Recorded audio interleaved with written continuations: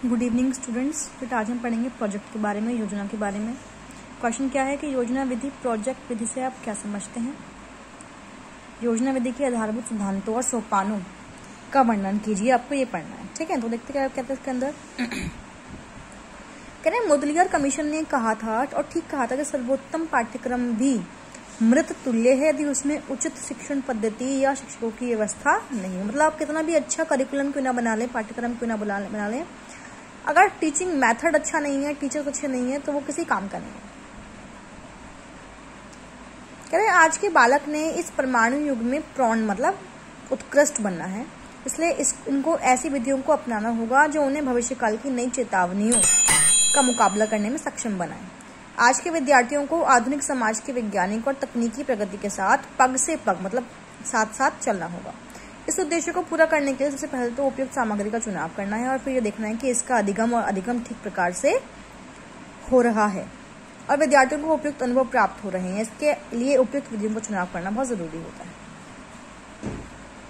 करें यदि उपयुक्त विधियों का चुनाव नहीं किया तो क्षमा निरस्ता आ सकती है। इसलिए पर्यावरण अध्यापन में विधियों का चुनाव करते समय कुछ सिद्धांतों को हमें ध्यान में रखना है। सिद्धांत पढ़ने कौन कौन से है। तो पहला है प्रयोजन या फिर निश्चित उद्देश्य का सिद्धांत।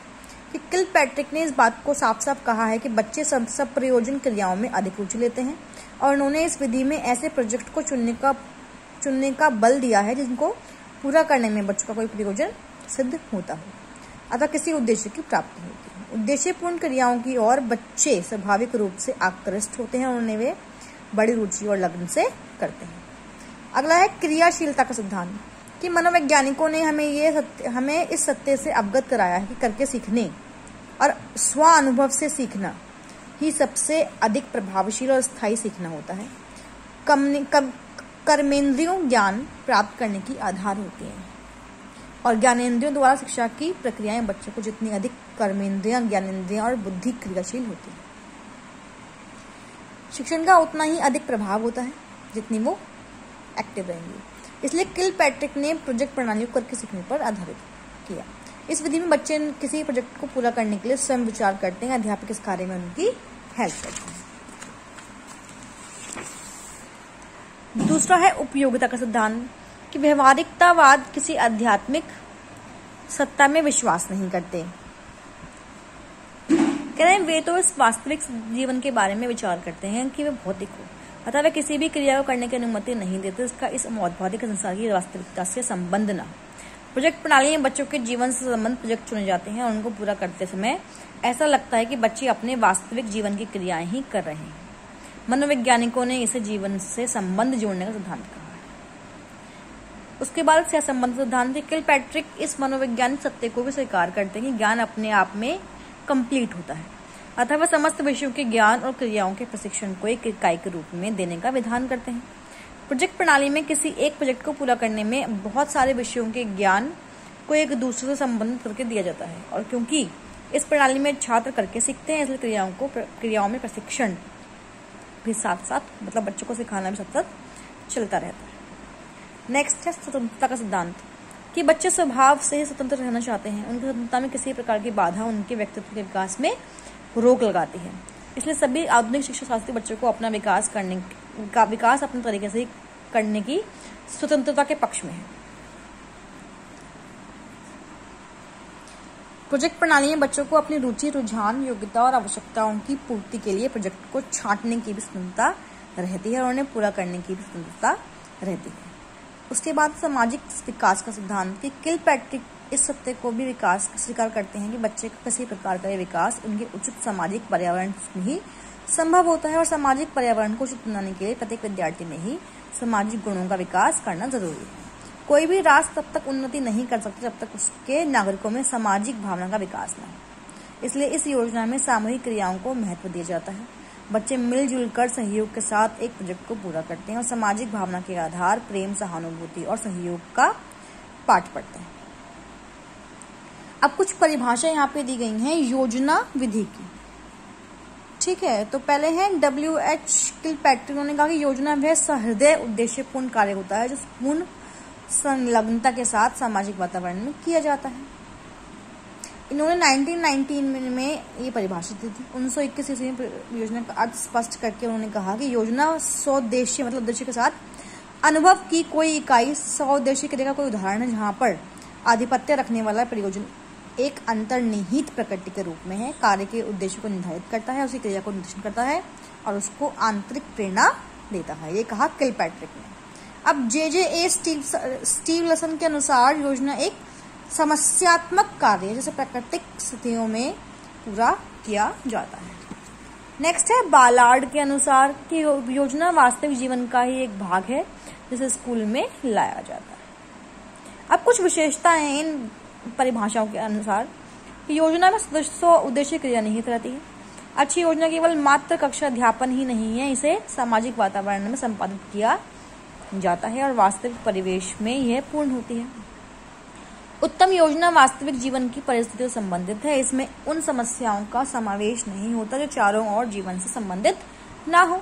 अच्छी योजना व्यवहारिक होती है।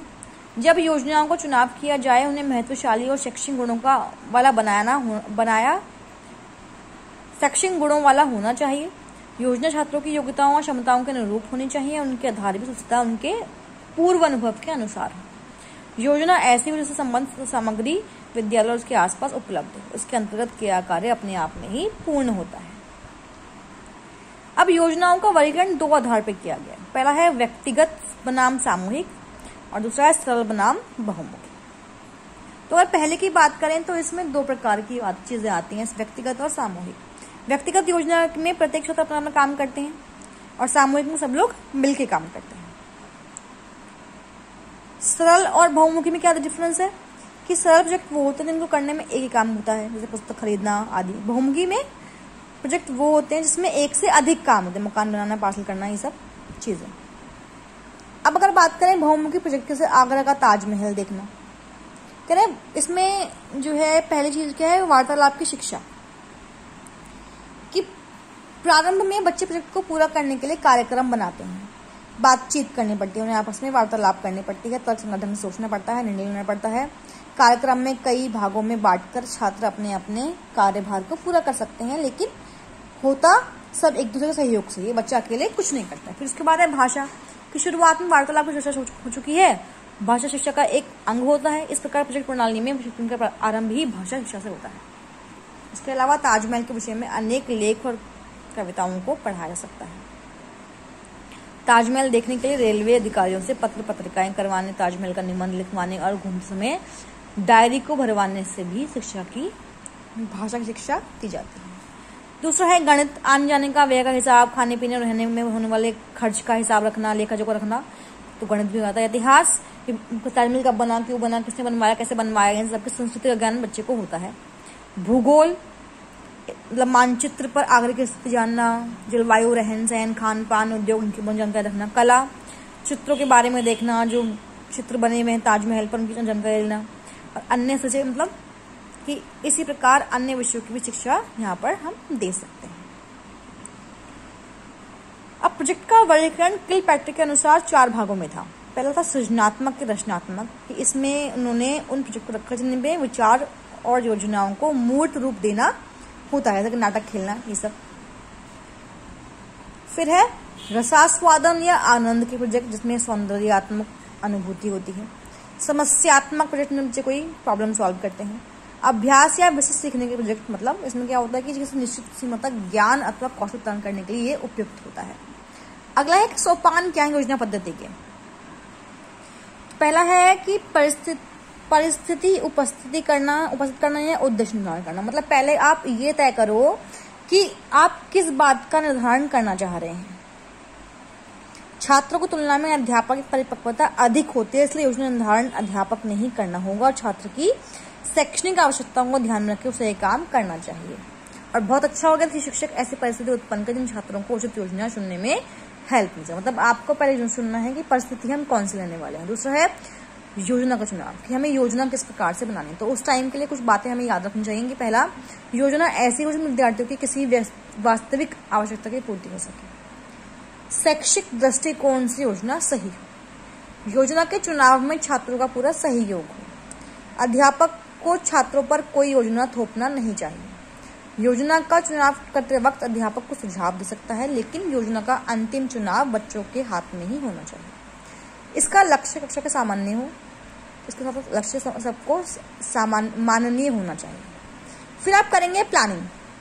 योजना को चुनने के बाद आपको प्लानिंग करनी है कि भाई इसमें कौन कौन सी क्रियाएं हमें शामिल करनी है। अध्यापक और छात्र को वादेवाद को प्रोत्साहित करना, चर्चा होनी चाहिए, कार्यों का चुनाव किया जाए, योग्यता के अनुसार कार्य बांट दिए जाएंगे, किसको कितना काम करना है बता दिया जाए। फिर एग्जीक्यूशन, जब अब चुनाव हो गया, योजना बन गई, तो योजना को हम एग्जीक्यूट करना है कि बच्चे अपना अपना काम जो है सही टाइम पे करें, व्यर्थ की क्रियाएं ना करें, जो चीजें जरूरी हैं बच्चे वही करें।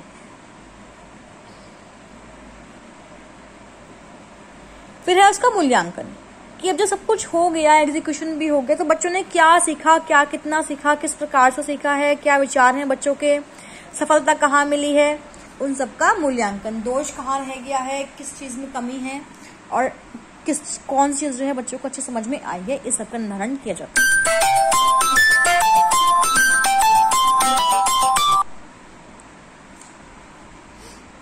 नेक्स्ट है कार्य का लेखा,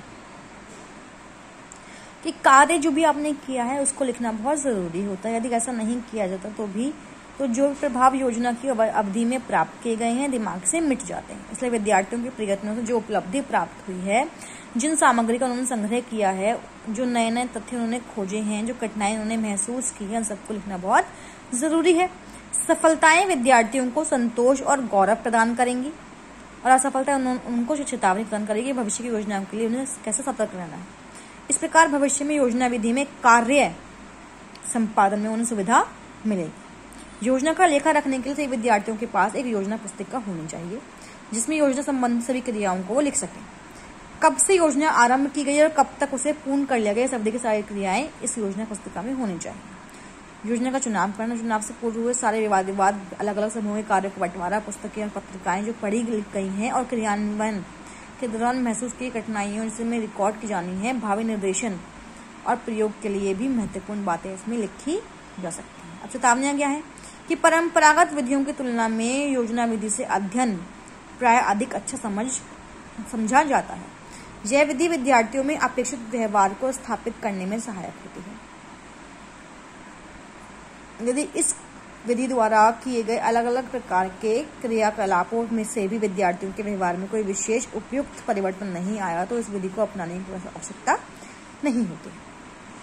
अब कौन कौन सी योजना हो सकती है? तो पहली है ग्राम पंचायत चुनाव, संगठन और कार्यप्रणाली। विद्यालय में अलग चुनाव, विद्यालय में विभिन्न परिषदों, गोष्ठियों, समुदायों का संगठन, कार्यप्रणाली, ग्राम और नगर विद्यालय की सफाई, हमारे उत्सव, विद्यालय के कृषि सिंचाई साधन, सामुदायिक सर्वेक्षण, विभिन्न ऐतिहासिक, औद्योगिक, भौगोलिक आदि स्थानों की यात्राएं, नाटकों का लेखन और उनका अभिनय, विभिन्न वस्तु, सिक्कों, टिकटों, मोहरों, बर्तनों आदि का संग्रह करना, स्क्रैप बुक्स का निर्माण, मानचित्र, मॉडल, समय रेखा, ग्राफ, चित्र आदि का निर्माण करना।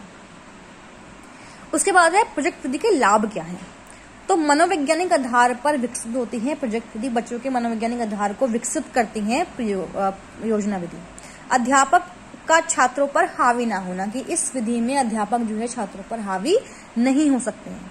विद्यार्थियों में अन्वेषण शक्ति का विकास, की ह्यूरिस्टिक पावर जो है बच्चों के बीच में विकसित होती है। श्रम के महत्व का विकास, बच्चा मेहनत करना जानता है, सीखता है, किस प्रकार से मेहनत का लाभ होता है ये वो जानता है।